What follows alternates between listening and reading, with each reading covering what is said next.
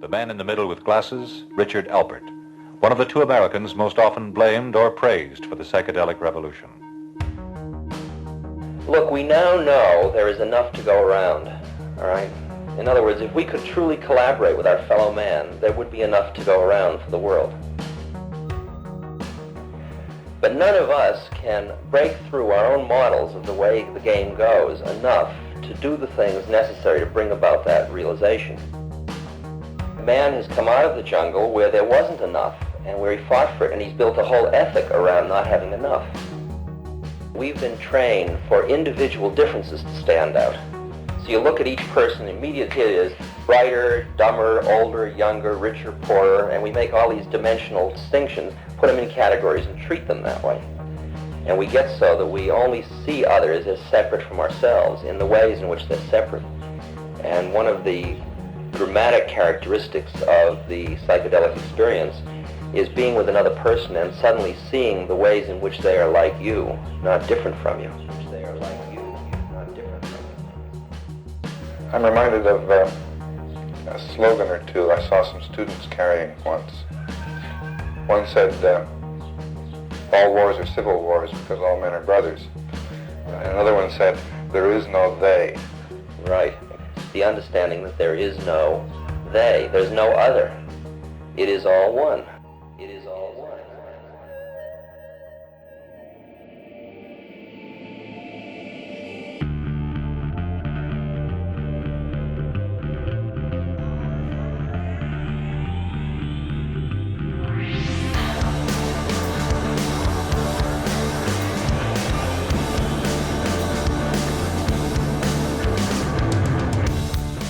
There we go.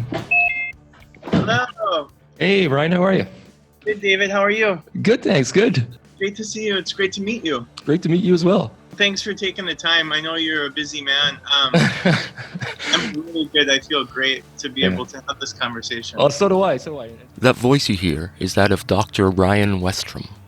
Ryan is a psychedelic therapist, and author of the book, The Psychedelic Integration Handbook.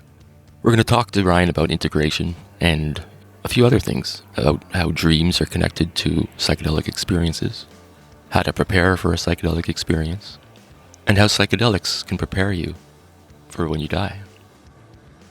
Welcome to the Psychedelic Suitcase. I'm Dave McNee. Wanted to mention before the show starts, I wanted to just thank you for listening. It seems that we're sort of living in crazy times right now, and the fact that you're taking a little bit of time to listen to the show, we really appreciate it. So thanks for that, and just be safe and stay home. We've been affected as well. We're kind of stuck where we are here, albeit very nice in Portugal, and it's in the middle of nowhere, so we feel pretty safe. We figured it would be safer than trying to go through an airport at this time, so we're going to try and ride it out here. And hopefully in a couple of months, we'll be able to get back home for a while. Just thankful that you're listening, and hopefully this will all pass. But now on to the show. Here's my interview with Dr. Ryan Westrum. He's a psychedelic therapist. So what is psychedelic therapy, and how does it differ from traditional therapy? How I operate as an integration therapist is I'm advocating for harm reduction. I'm supporting them in conversations of preparation. Right. And at the beginning and onset, if someone's coming into my office as a classical therapist, I'm using hypnotherapy, breathwork, conversation, DBT, dialectical behavioral therapy, different traditions and modules and modalities to explore why they're wanting to use psychedelics. With this new Renaissance, everyone thinks it's the one-hit pill. And so I like to flush that out before they go off and do what they're looking to do, be it an ayahuasca ceremony or be it, a retreat somewhere. So does this treatment actually involve the administration of psychedelics? Yeah, right now I'm actually using ketamine legally with the FDA. So I hold space with ketamine right now. Yep. And we're using that as a kind of a launching pad here in the Twin Cities of Minnesota, where we can operate out of getting people familiar with it in a legal way. And at that point in time, it gives us a chance to really kind of connect with people in the non-ordinary states of consciousness. Wow. Yeah, and then So- hoping to do some work in legal areas. So I do actually travel to the Netherlands and do workshops over there and facilitate things in under the scope of legality. Were the results compared to traditional therapy any different? The biggest eye opener is looking, and what I say is outside their blind spots. They're more open. There's a sensation of openness. There's a sensation of connecting. Many people that have histories with psychedelics will say what it does is give them some space to operate within, to have a narrative with a little closer opportunity to have introspection. Right. People that have never done ketamine will have it as an opportunity of kind of getting a foundation. And I'm finding it quite interesting that they're building a foundation of, okay, this is the cartography, or what I would call the map Right. of psychedelic work. So how did Ryan get involved with psychedelic therapy? Where did it all start? It started at a very young age. I am very transparent and candid. At 12 years old, I had a synchronistic experience with psilocybin mushrooms that led me very early on the spiritual journey of working with these, to the point where a lot of my friends and I would recreationally be using mushrooms or LSD, and I always wanted to go inside and like talk to people and Right. process.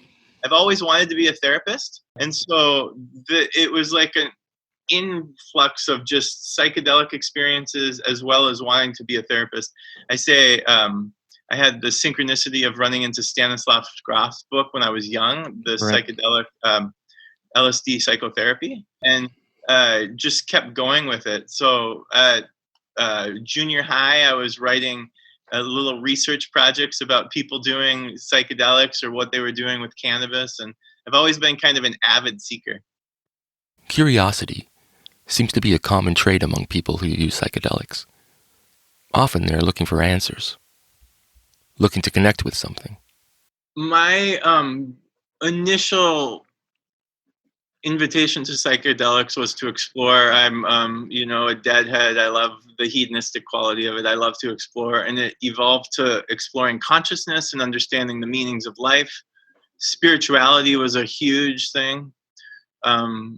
Throughout the course of my life, I've lost people, so understanding grief and trauma were vital instruments of psychedelic support for me. And ultimately, what I've come to terms with as I've gotten older and historically is there's two things that it cuts down for me, and that's love leading with love, and preparation for dying. So anytime I'm going to do DMT and do a DMT experience or a high dose psilocybin experience, or even, working with breathwork, I find myself coming back to supporting the preparation of death. And it might sound morbid to some listeners, but it's vital to be able to surrender and explore into your body, because we are on this planet for a very limited time. Right. And I think it's of value to know that we live with love and we can explore our own impermanence. Explore our own impermanence. If psychedelics do take you to the other side and give you a sneak preview of maybe what's coming after you die, it must be calming to someone who's approaching death, to know that it's just a transition into something else. I asked Ryan if he had any patients that were close to the end of their life, and if psychedelics helped. Yeah, I've had 3 experiences with stage 4 cancer of people that were having what we would call death anxiety. Yeah. And immediately, just how you said, there's a calming sensation. Yeah. There's a peace to be able to live embodied for what they have as remainder. Yeah. I've seen nothing but startling stories come back from the loved ones that are still here to report how their transition was based off of their experiences. Clarity comes to mind, a sense of peace. And I wasn't there, but to hear the loved ones report back to me the integration that they did in preparation for their transition was something that needed to happen. Right. That's what a lot of was reported. It was needed for them to find peace going forward. And what about people who aren't near the end of their life? Can it give people a reason to live? I work with a lot of people also that have chronic depression, so we're working with ketamine, or they're integrating psychedelic sessions that are suicidal or have suicidal tendencies. And one of the most profound things I've witnessed there, David, is that they recognize the bounty possibility for life.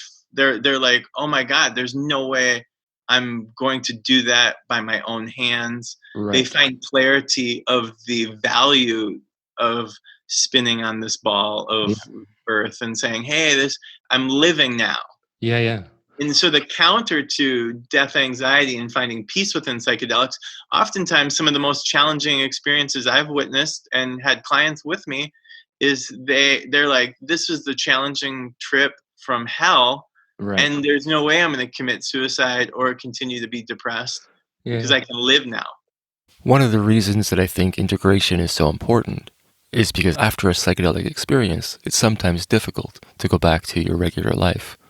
Two experiences that were just recently happened was with 5-MeO, DMT, Bufo, and the profound non-binary experience of like, I can articulate the need to just ground, the need to find stability was most important.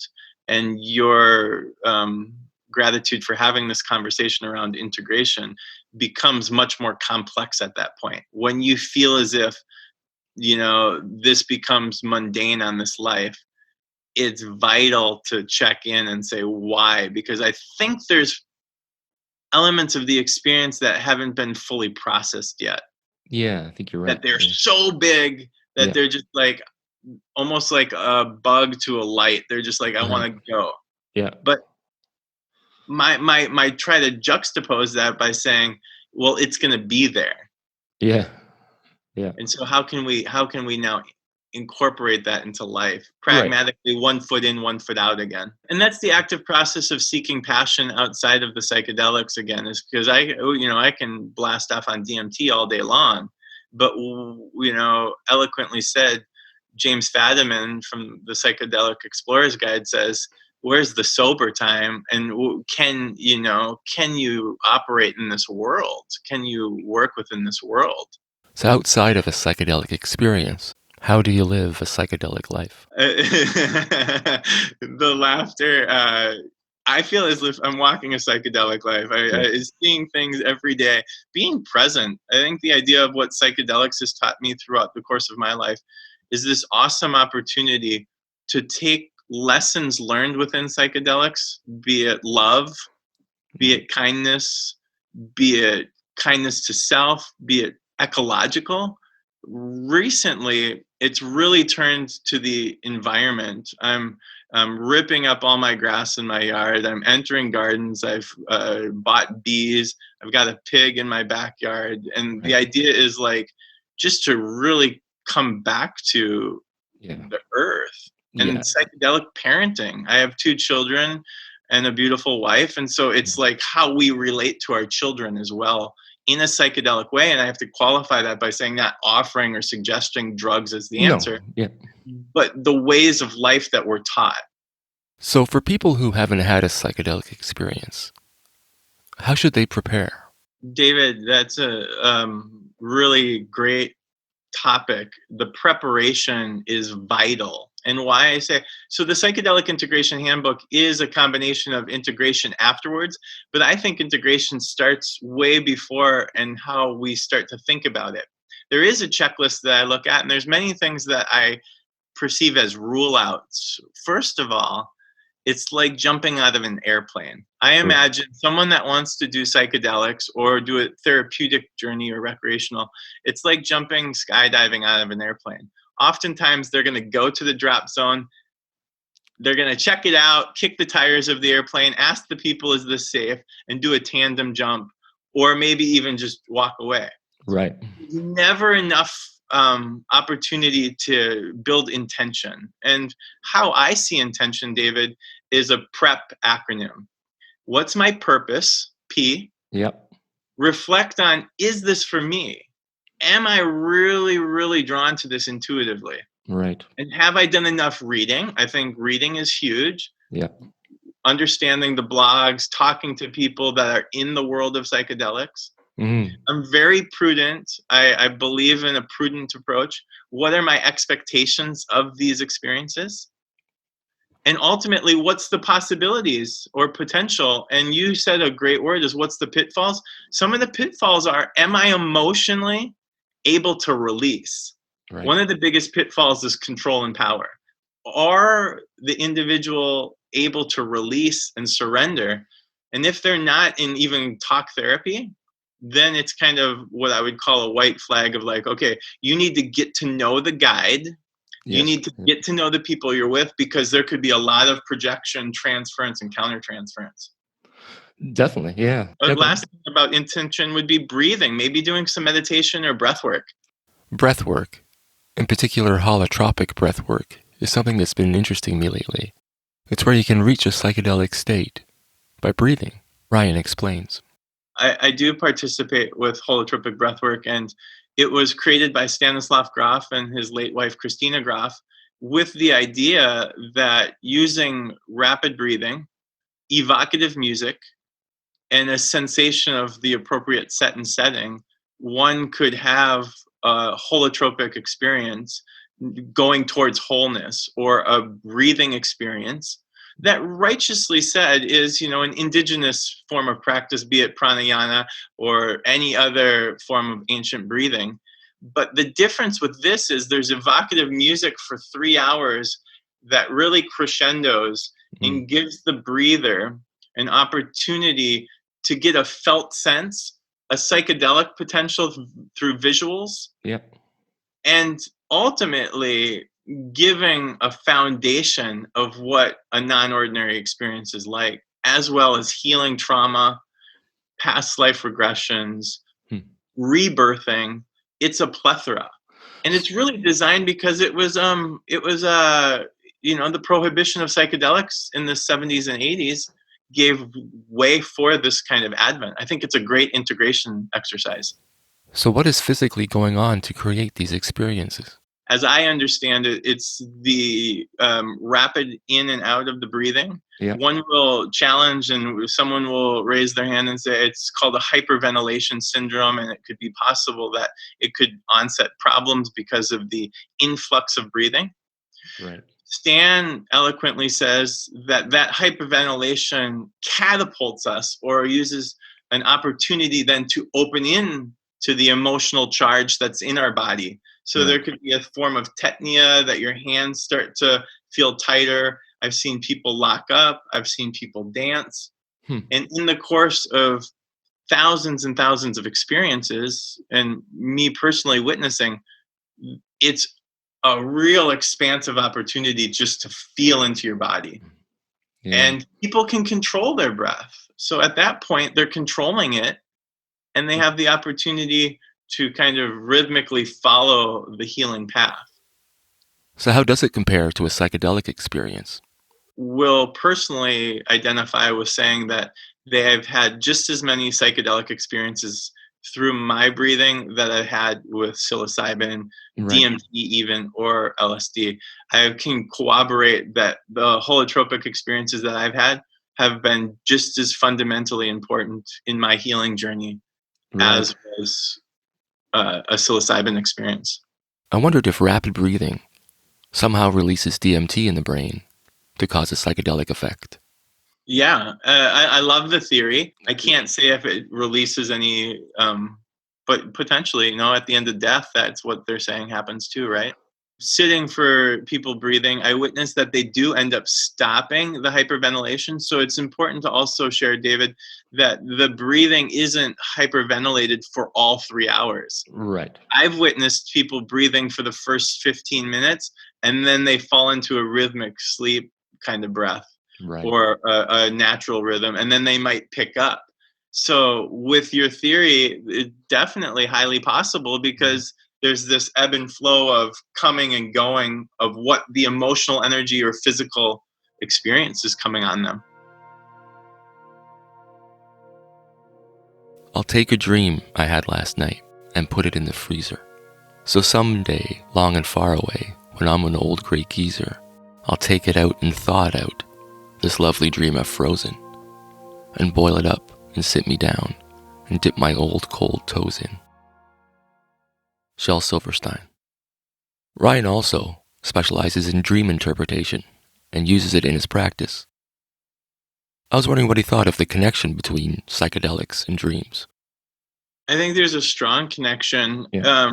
I speak to kind of prong approach around dreams. One, it's an awesome opportunity to clarify an intention for the psychedelic experience. So if one is considering using psychedelics, in my office, it's one of the intentional practices. And I use dream work, dream interpretation as a potential way to crystallize, qualify their psychedelic intention. Right.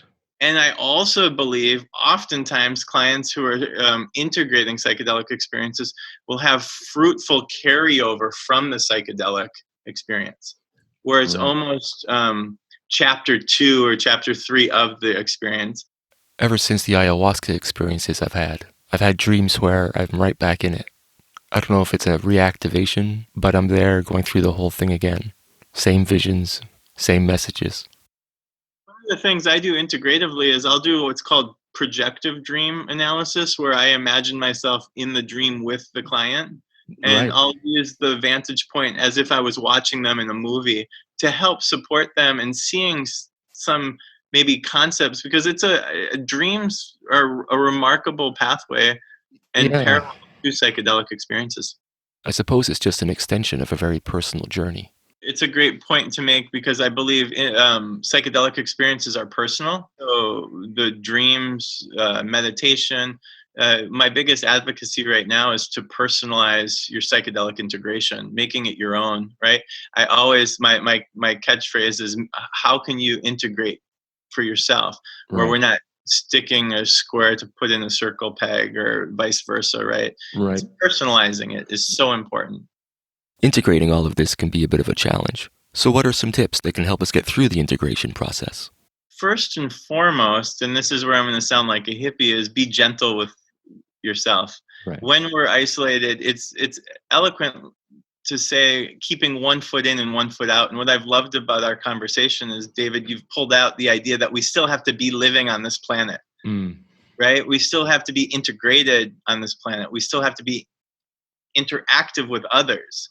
And one of the most fundamental starting blocks is looking at integration as having 1 foot in and 1 foot out. It's not that you have to put the psychedelic experience on the shelf and come back to it later. But always giving yourself an opportunity to digest it throughout the day, throughout the course of the evening. And I use the term incremental. It's as if you're climbing Mount Everest. You can't integrate and climb Mount Everest by going from base camp to the summit without taking breaks and without finding your acclimation. So when you ask what are some tips, 2 vital tips, no matter how many blogs you read, or if you buy and purchase the book, or if you integrate, it's be gentle and acclimate incrementally, going up the integration process where you find your sweet spot. Intuitively, we all know what's best for us. You know, conceptually doing left brain, right brain activities, writing, art, ecstatic dance, you know, but my argument is it doesn't matter if you do 30 yoga practices or 45 minutes of meditation, integration's not going to happen if you're going to fight it. Take it slow. I actually use the term in the book. I say grow slow. Incremental, grow slow, and chew on it. I think so many people, and this is me being very prudent again, but they're quick to say, oh, I didn't get anything out of this because they didn't integrate, and then they dive into a higher dose, and it's starting to become, you know, my request is, how much space of sobriety do you have in between your sessions? How much space have you digested it?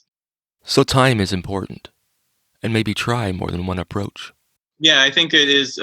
It's proven that you can have both a solo path and a community path, and I think a combination of both is important. And recognizing that you have the opportunity to step away from it and let it rest. And, counsel as an integrative therapist, sometimes just having someone that's a non-biased listener can give perspective with consent. I think consensual, conversation is super beneficial. Are there any other tips that can help the process? Yeah. So if you're doing high dose therapeutic sessions or recreational sessions, I find one of the ways or antidotes to a pitfall first would be making sure you have what I call the psychedelic handbag, your food, your water. We have to talk about aftercare first. I think Right. so many people, one of the biggest pitfalls is that they're still trying to get back and they're integrating already. They're saying, well, what did I learn? And then it becomes almost apocalyptic or nihilistic that they're like, oh my goodness, I'm not getting anything from this, or how did I? And what I have to caution people of is one of the biggest pitfalls is people aren't aftercare. They're not taking care of their body with Right. nourishment. They're not taking care of their body with warmth. They're not resting and sleeping and giving space between. The Yeah. second pitfall is the comes with the guides or the people you're sharing your information with.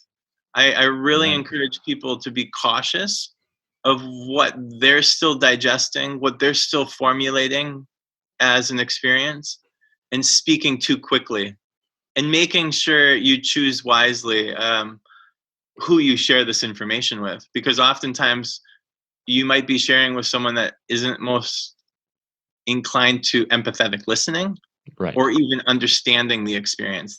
You tell them about seeing, Jesus and Mary, or you go to the depths of hell with Kali, and you have the wrong person you're telling. One of the biggest pitfalls is that you're going to then feel that sense of shame, guilt, and perpetual judgment. Finding the right people to talk to is important. You don't want to be judged for having a psychedelic experience. But there are some tools. Things like Ryan's book can help you through the integration process. I wondered who he had in mind when he wrote the book. I think it's a person that it can be a cross spectrum, a person that's inquisitive and curious about what psychedelic research is and clinical application. Yep. It's a person that's doing the active work. The book is designed as a notebook that you can go back to. It's not created in the sense of front to back. There's historical information for the novice. There's technical information of maps of consciousness for people that are the psychonauts. Right. I personally chose to write it because of the 12-year-old self that I didn't have a tether to do anything with this work. And I Right. needed to show that. So the book's designed in 3 parts. It's educational for the educated and person that's curious. For the experiential, someone that wants to act according to walking with psychedelic integration through the exercises. Right. And then someone that wants to do some introspective work. People such as, just diving into it in their 70s and 60s. It's a flourishing, cultivated book to kind of get both education, information, and process. So where can we find the book? You could find it through Amazon. Yep. Or on my website, psychedelicintegration.net. .net. One word together, psychedelicintegration.net.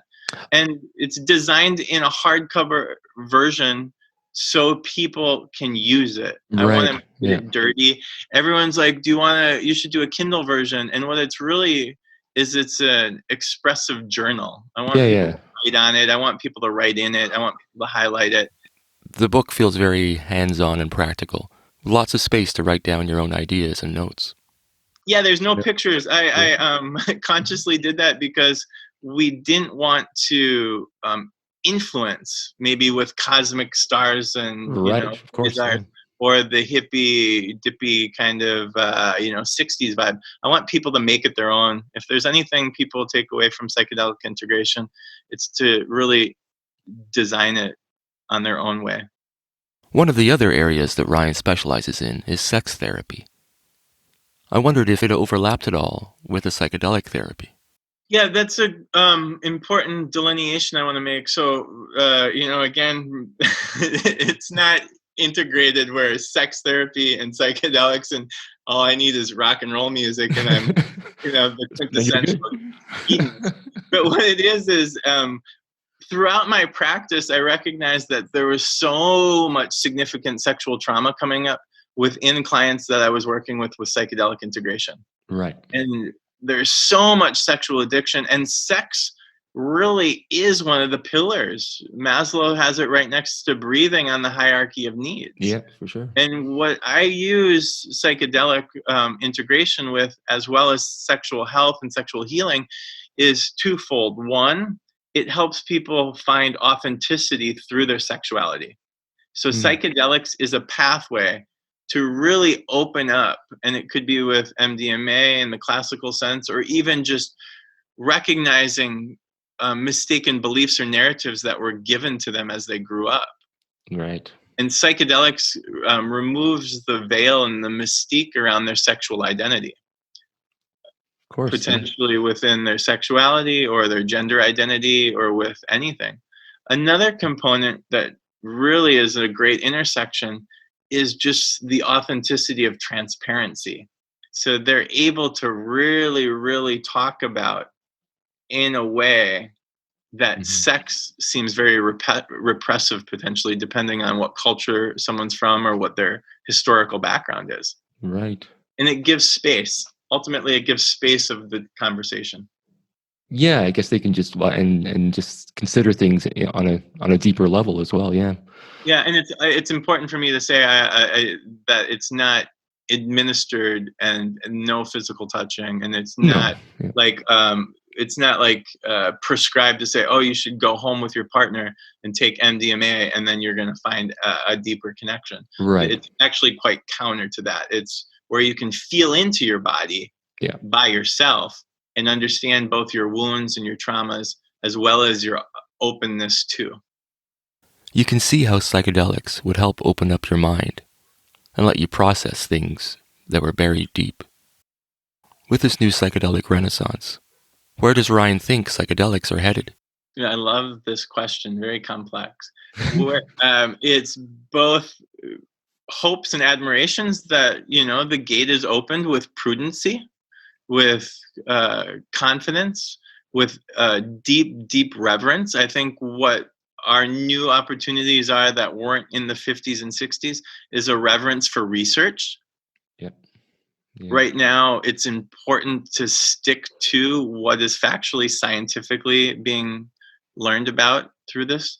Clinically, my worry, to be a devil's advocate, is that it opens too quickly. Yeah. And it opens with this commercialism. And my biggest gripe is, as someone that believes it could be in the hands of masses, I have a little Tim Leary in me, that the minute it's commercialized and we're, trademarking it, which I just saw. That's what I was going to say. Yeah. It's going to be problematic. And that's the let's keep it in the masses, and let's, not necessarily keep it underground, but there's order in that. And so when the big pharma companies and the big billionaires are wanting to spend money on it, it scares me. And what about psychedelics for just a spiritual journey, or to connect with nature, or just to get to know yourself a little bit better? Yeah, and I love that, because at the end of the day, that's where the cultural implications lie, where people can create churches or have ceremony with it. And that's so abundantly important to continue, and not just look at this as what you said, David, as it's a problem solution task, where you can actually use it to connect spiritually. You can use it to clear your slate. You can, and does that have to be, it's going to have to be really orchestrated, but with all this information out in the world right now, that makes me so happy is it's a constant conversation. And if we're continuously having this conversation and open dialogue, then I think it's going to be self-policed to the point where it's going to be ethically done, morally driven, and the right people are going to be using it for the right situations. Let's hope it eventually goes that way, in the proper hands. I asked Ryan where people could find his work online.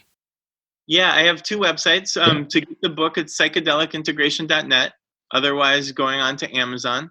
Yeah. And then I also, with my sexual healing, I have a Healing Souls LLC.com, and there you'll find more information on sexual trauma, sexual addiction, Yeah. and sexual healing through with couples. And so I've integrated the two of them together. That's great. Well, it's been really fantastic talking to you, and really nice meeting you, and hopefully we'll chat again sometime. I would love that, and the gratitude is extended to you, David. I appreciate you guys, and thank you so much. Thanks, Ryan. Have a great night. You too. Take care. So that was my conversation with Dr. Ryan Westrum. The book again is called The Psychedelic Integration Handbook. I'll put a link to it in the show notes. And thanks for listening. If you do want to help out the show in some way, a rating or review, wherever you listen to the podcast, really does help out a lot. I know it's a crazy time, and the fact that you took the time to listen today means a lot. So thanks again. The Psychedelic Suitcase is produced by Carolyn Myers and myself, your host, Dave McNee. We'll see you next time when we unpack more of the Psychedelic Suitcase. Until then, safe travels.